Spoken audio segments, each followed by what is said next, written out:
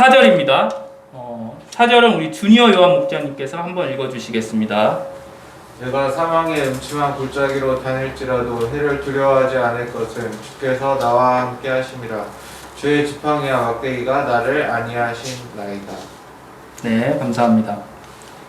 다윗이 여호와를 목자로 고백하는 네 번째 이유는 사망의 음침한 골짜기로 다닐지라도 주의 지팡이와 막대기로 함께 하시기 때문입니다. 다윗은 여호와를 사랑하고 여호와의 이름을 향한 청년이었습니다. 여호와는 양치던 목동 다윗을 많은 이스라엘 사람 중에서 선택하셔서 왕의 기름을 부으셨습니다. 그러나 그의 삶은 사막의 골짜기로 다닐 만큼 평탄하지 않았습니다. 왕의 기름 부음을 받았지만 오랫도록 사울에게 쫓겨 도망다니며 생명의 위협을 받아야 했습니다. 그가 사울을 두려워하여 가드왕 아기스에게로 갔을 때 그 신하들이 다윗을 의심하였고 신변의 위험을 느끼게 되었습니다. 이때 다윗은 행동을 변하여 미친 척하고 대문짝에 그적거리며 침을 수염에 흘리며 위기를 모면하는 장면은 마치 사망의 골짜기 한가운데 있어 도무지 벗어날 수 없을 것만 같은 영화에서도 클라이맥스와 같은 장면이었습니다. 그러나 다윗은 어떻게 되었습니까? 죽었습니까? 죽지 않았습니다. 왜 죽지 않았습니까? 주께서 함께 하셔서 주의 지팡이와 막대기로 다윗을 지키시고 보호하셔서 안위하셨기 때문입니다. 그러나 사울이 죽은 뒤에 통일 이스라엘의 왕이 되고 전쟁에서 승리를 거두어서 다윗의 인생에는 앞으로는 사막의 음침한 골짜기는 없을 것만 같았습니다. 그러나 그렇지 않았습니다. 아들 압살롬의 반란, 왕위 계승을 둘러싼 아들들의 분란으로 끊임없는 사망의 음침한 골짜기를 다녀야만 했습니다. 도무지 끝이 보이지 않았습니다. 그러나 그때마다 주께서 함께 하셔서 다윗을 지키시고 보호하셨습니다. 그렇기 때문에 다윗은 두렵지 않았습니다. 우리도 사망의 음침한 골짜기를 다닐 때도 있습니다. 제 주변에서도 사망의 음침한 골짜기를 다니시는 분도 현재 계십니다. 우리 모임에서도 마찬가지입니다. 코로나로 인하여 경제적으로 어려우신 목자님도 계시고 건강이 좋지 않으신 목자님도 계시며 인간관계 문제나 체험 문제로 고통하시는 분들도 계십니다. 그러나 우리는 두려워할 필요가 없습니다. 왜냐하면 목자 되시는 여호와께서 우리와 함께 하시고 주의 지팡이와 주의 막대기로 안위하시기 때문입니다. 다윗과 함께 하셨던 여호와께서 반드시 우리와도 함께 하실 것입니다. 그리고 지팡이와 막대기로 지키시고 보호하실 것입니다. 재작년 9월 한 형제가 오토바이 사고로 생사가 불투명한 상황이었습니다. 저는 혹시 그 형제가 사망의 음침한 골짜기에서 벗어나지 못할까봐 노심초사했던 기억이 납니다. 그러나 여호와께서는 지팡이와 막대기로 그 형제와 함께 하셨고 회복까지 시켜주셨습니다. 아직 완전한 회복은 아니지만 그 형제가 목자 되시는 여호와를 의지하여 온전히 나아지고 그로 인해 여호와의 이름과 영광이 나타나길 간절히 기도합니다.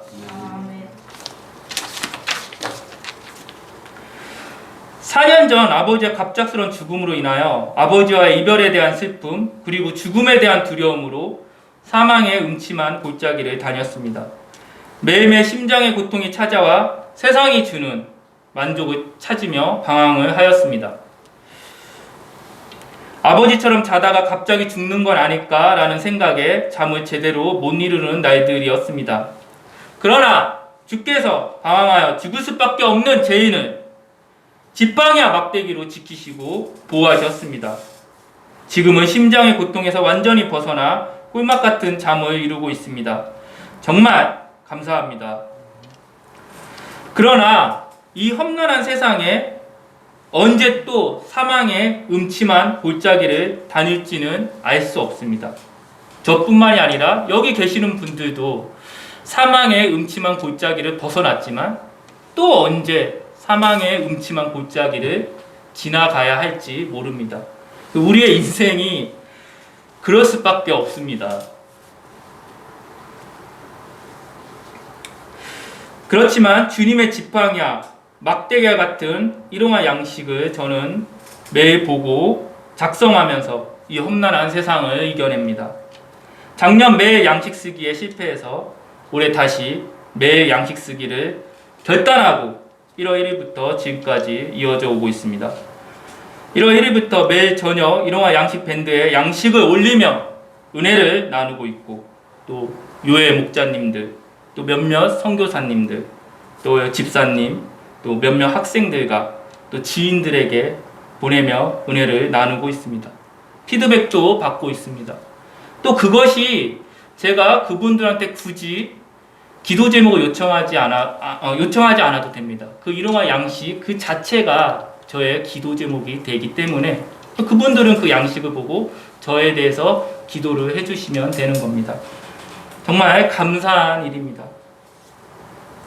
제가 지금까지 했다는 저도 제 자신도 깜짝깜짝 놀랄 때가 많습니다. 그러나 공부를 하다가도 매일 저녁이 되면 이제는 습관적으로 모바일에 들어가서 양식을 메모하는 습관이 되었습니다. 오늘 3월 28일이죠. 곧 4분의 1이 이제 지나가는데 아직도 4분의 3이 남았습니다. 그렇지만 남은 기간 매일 양식을 보고 작성하는 것을 통해서 이 험난한 세상에 사망의 음침한 골짜기를 다닐지라도 해를 두려워하지 않으며 충만한 한 해가 되길 간절히 기도합니다. 우리는 지난주 요일별로 디모데후서를 공부하였습니다. 이 말세의 시대에 결국은 이 말세를 극복할 수 있는 것은 오직 성경, 오직 말씀이라는 것입니다. 그 성경 안에는 우리의 죄를 깨달을 수 있는 은혜를 주시고, 또 우리가 거룩할 수 있게 하는 은혜를 주시며, 도덕적으로도 문제가 없을 수 있게 만들어 주시는 것이 바로 오직 성경, 오직 말씀입니다. 우리가 일용할 양식뿐만이 아니라 매일매일 성경 말씀을 봄으로 인해서 이 험난한 세상에, 또 언제 사막의 음침한 골짜기를 다닐지 모르는 이 험난한 세상에 우리가 그 길을 간다 할지라도 여호와의 막대기로 인해서 극복할 수 있게 은혜 주시기를 간절히 기도합니다. 5절입니다. 5절은 우리 안성자 집사님께서 읽어주시겠습니다. 주께서 내 원수의 목전에서 내게 상을 차려주시고 기름을 내 머리에 부으셨으니 내 잔이 넘치나이다. 네, 감사합니다. 주께서 다윗의 원수의 목전에서 상을 차려주시고 기름을 머리에 부으셨습니다. 여기서 상을 차려주셨다는 것은 잔치를 베풀었다는 것입니다. 그것도 원수의 목전에서 말입니다. 그리고 다윗의 머리에 기름을 부으셨습니다. 그러기에 다윗의 잔이 넘쳤습니다. 물매와 돌로 골리앗을 이기고 돌아온 다윗은 많은 이들에게 환영을 받았습니다. 여인들은 노래하고 춤추며 사울이 죽인 자는 천천히요, 다윗이 죽인 자는 만만히요라고 하였습니다. 이때 다윗의 인기는 하늘을 치솟았습니다. 하지만 사울은 그 말에 불쾌하여 심히 노하였습니다. 이때부터 다윗은 사울을 피하여 도망가야 했습니다. 그야말로 목숨을 연명하기 위한 다윗의 처절한 몸부림이 이어졌습니다. 그런데 절호의 기회가 왔습니다. 다윗을 찾기 위하여 사울이 온 이스라엘에서 택한 3,000명을 거느리고 들염소 바위로 갔을 때 사울이 너무 급한 나머지 용변을 보러 굴에 들어갔습니다. 그때 다윗은 그 굴 깊숙한 곳에 숨어 있었습니다. 용변을 보는 사울을 뒤에서 죽일 수 있는 절호의 기회였습니다. 뒤에서 그냥 죽이기만 하면 내 인생은 평탄하다고 생각할 수도 있었을 것입니다. 사울 너만 죽으면 이제는 내 인생은 평탄하고 탄탄대로라고 생각할 수 있었을 것입니다. 그럼 어떻게 했습니까? 우리 최유한 목사님 죽였습니까? 혹시? 죽이지 않았습니다. 죽이지를 않았습니다. 다만 다윗은 사울을 죽이지 않고 사울의 겉 옷자락만 베었습니다. 그런데 그것도 양심의 가책을 느꼈습니다. 왜 죽이지 않았을까요? 그것은 사울이 여호와의 기름 부음 받은 자였기 때문입니다.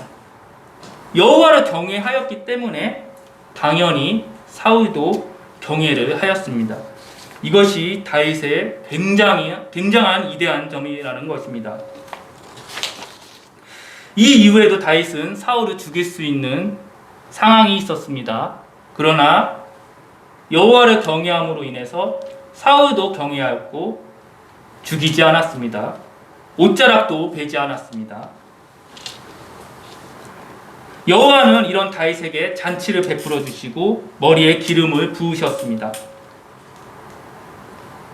다윗의 씨에서 메시아가 탄생하여 다윗의 나라가 견고하게 하여 주셨고 다윗을 높여 주셨습니다. 어디로 가든지 승리하게 하셨습니다. 또 왕으로서 친송을 받았습니다.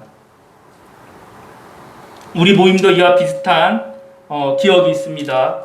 지금부터 10년 전 좋은 기억을 소환하고자 합니다. 2011년도 가을로 기억을 합니다. 우리 김다혜 목동님 혹시 이거 사진 뭐 어떻게 설명할 수 있나요? 이게 어떤 상황인가? 이게 이제 아시는 분들은 뭐 거의 다 아시는데 2011년도 이후에 오시는 분들은 뭐 알기는 쉽지 않을 것 같습니다. 모릅니까? 우리 최유한 목동님 혹시 그렇죠. 이제 2011년도 가을에 10년 전만 해도 교회로 가는 길이 지금의 길이 아니었습니다. 이 길로 갔습니다. 이쪽에 이 좌측에 이 우측으로 지금은 이 우측의 길로 다니죠. 지금 이 좌측에 이 문이 있는 길, 이 길 지금 풀이 무성하게 자란 그 길로 그 깨끗한 길로 10년 전에는 저희가 예배를 드리러 갈 때나 교회에 갈 때 이 길을 이용했습니다. 그런데 그 길의 일부가 사도라서 그 사도의 주인이 메시엔스라고 하죠. 이게 메시엔스로 다니던 길을 막아버렸습니다. 물론 사도 그분이 주인이고 사도기 때문에 막는 부분도 이해가 가긴 하지만 몇십 년을 다니던 우리에게는 한마디 없이 막아버린 거에 대해서는 분노가 있었습니다. 또 뺑돌아서 다녀야 하는 그런 불편. 차가 있으신 분들은 이 인도로 이렇게 올라가서 이렇게 오르막길 올라갔던 기억이 납니다. 오래돼가지고 저도 기억이 잘 나진 않는데 이 인도로 해가지고 저 오르막길로 이렇게 올라갔던 기억도 납니다. 그래서 주차를 저쪽에 대고 한참 걸어서 이 예배를 참석해야 했던 기억이 납니다. 그러니까 많은 불편함이 있었던 겁니다. 그래서 너무 화가 나서 법적으로 싸우고자 하신 분들도 있습니다. 시청에 열심히 민원을 내자고 호소하신 목자님도 계셨습니다. 어느 목자님 소감에는 그 주인이 큰 강아지를 키우고 있었는데 돌로 던지고 싶다는 소감도 있었습니다. 그러나 우리가 회개하고 인간적으로 싸우지 않고 법적으로 싸우지 않고 함께 하시는 여호와를 믿고 맡겼을 때 그리고 기도했을 때 그때 여호와께서는 일을 하셨습니다. 그때 여호와께서 우리 모임을 위해 상을 차려주시고 잔치상을 베풀어 주셨습니다. 이 아랫집에 있는 분과 상의를 해서 이 담이 있었는데 이 담을 헐어서 오히려 더 좋은 길을 만들어 주신 것입니다. 지금 어떻습니까? 지금 준효 여원 목자님 차 있으신데 어떠세요? 지금 여기다 바로 주차하고 그냥 뭐 한 뛰어가면은 뭐 30초도 안 돼서 도착하지 않습니까? 어떠세요? 예, 이성 목장님 어떠세요? 예, 그 다 계셨던 분이라서 그 10년 전이랑 지금이랑 비교하면 정말 그 엄청나게 편하게 다니고 있는 것입니다. 제가 이 메시지를 작성하면서 제 머릿속에도 10년 전에 그 길 문제가 생각이 나서 제가 이제 며칠 전에 이 길을 뛰어다니면서 행복하게 다녔던 그 기억이 있습니다. 왜냐하면 이 너무 여호와가 은혜가 아니면 어떻게 우리가 더 좋은 길을 갈 거라고 그 당시 때 생각했던 분도 없었는데 오히려 여호와한테 맡기고 또 기도했을 때 여호와께서는 전혀 저희가 예상하지 못하는 그런 방법으로 더 좋은 길을 예비해 놓으신 것입니다. 그것뿐만이 아닙니다. 또 수도와 또 도시가스가 들어올 수 있게 되었습니다. 우리는 여기서 한 가지를 배울 점이 있습니다. 우리가 다윗이 사울을 그 옷자락 겉옷을 배웠는데도 양심의 가책에 찔려서 회개했을 때 우리 모임도 그때 인간적으로 하고자 했던 것, 법적으로 하고자 했던 것을 회개했던 것이 그 다윗이 그 회개했던 거랑 저는 비슷하다고 생각이 듭니다. 회개를 하고 다윗이 사울을 인간적인 방법으로 하지 않고 온전히 여호와께 맡긴 것처럼 우리도 회개하고 온전히 여호와께 맡겼을 때 여호와께서는 잔치상을 베풀어 주셨다는 것입니다. 지금도 인간관계 문제로 힘들어하시는 분들도 있습니다. 또 나는 아무 잘못이 없는데 비난을 받고 공격을 당하시는 분도 있을 거라 생각이 듭니다. 그러나 그때가 사실은 절호의 기회입니다. 그게 사실은 왜냐하면 잘 여호와한테 맡기고 인간적인 방법으로 그분과 싸우지 않고 오히려 그분을 위해서 그분을 위해서 축복 기도를 하고 또 그분을 위해서 그분을 또 마음적으로 사랑한다면 여호와께서는 그걸 통해서 상급으로 잔치상을 베풀어 주실 것을 믿습니다. 그래서 그런 것이 지금 있다는 것은 어떻게 보면은 그런 상황이 있다는 것은 어떻게 보면은 내가 여호와께 잔치상을 받을 수 있는 굉장한 은혜의 상황인 것입니다.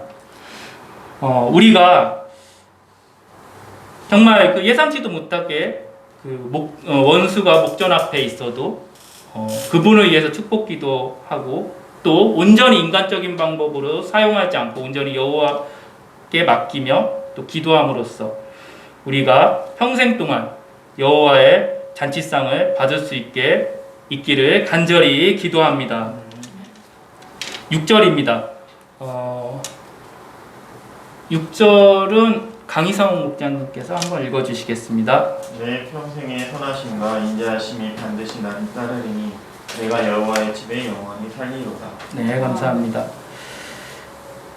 다윗의 인생에 여호와의 선하심과 인자하심이 따라다녔습니다.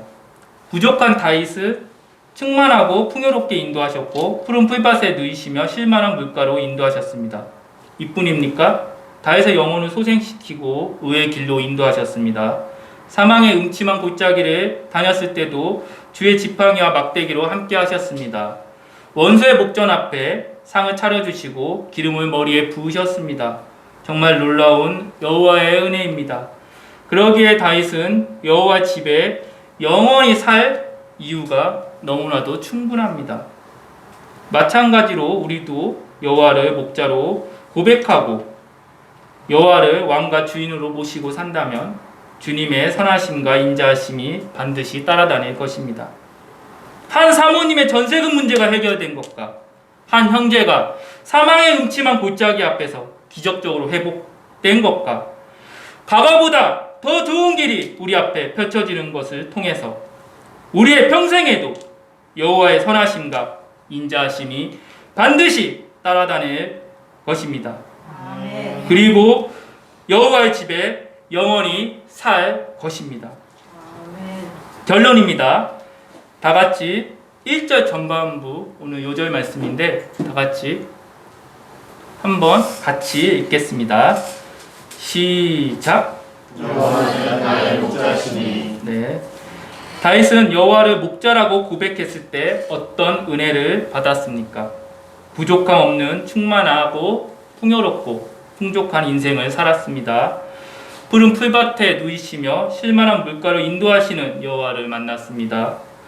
다윗의 영혼을 소생시키시고 의의 길로 인도하시는 여호와를 만났습니다. 사망의 음침한 골짜기를 다녔을 때도 주의 지팡이와 막대기로 함께 하셨습니다.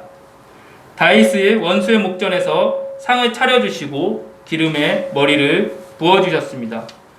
우리도 여호와를 목자로 고백하여 저의 목자, 또 여기 계시는 여러분의 목자가 되시는 여호와를 만나길 기도합니다. 그래서 우리의 평생에 선하심과 인자하심이 따라다니며 여호와 집에 영원히 살길 기도합니다. 아멘. 제가 기도하고 마치겠습니다. 사랑하는 주님, 감사합니다. 오늘 참 말씀 통해서 우리가 여호와를 목자로 고백했을 때, 여호와를 왕과 주인으로 모시고 살 때 정말 여호와께서 엄청나게 많은 은혜를 주신다는 것을 깨닫게 되어서 감사합니다. 우리가 어떠한 상황이 있을 때, 사막의 골짜기를 다니는 힘든 상황이 있을 때라도 우리가 그때도 여호와를 목자로 고백하여 여호와의 은혜를 받게 도와주시기를 간절히 기도드립니다. 또 우리 모임에 앞으로도 더 많은 그런 여호와의 은혜가 함께하고 우리가 참 여호와의 선하심과 인자하심을 계속해서 만날 수 있게 은혜 주시며 그로 인하여 여호와 집에 평생 살 수 있게 도와주시기를 간절히 기도드립니다. 감사합니다. 주님, 이 모든 말씀 주 예수 그리스도의 이름으로 기도드렸습니다. 네.